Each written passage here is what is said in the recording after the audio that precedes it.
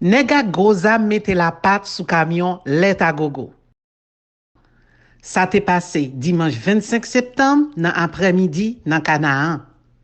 Yo te kembe chauffeur, travailleur ak tout camion. Let à gogo perdi toute cargaison let là, mais heureusement yo te libéré yo. À cause problème insécurité sur route yo, letri akaye obligé fermer. Ça la cause 50 familles paysans a perdu l'argent, yo te kon fait dans tirer bœuf et puis vendre let là chaque jour. Letri damien ak bon repos campé depuis yon semaine.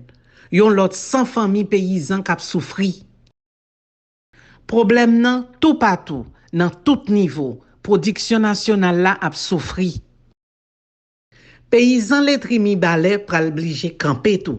Même Jean ak letri Tomazo, Forêt des Pins, Gressier ak Léogane, qui pa fouti voye vendre production let yo dans capitale la.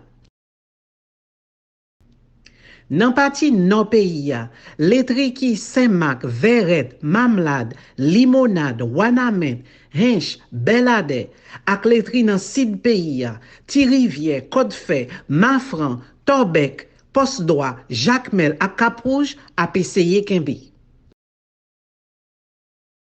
Zam paysan qui nan let à gogo, c'est élevage bête ak travail la terre.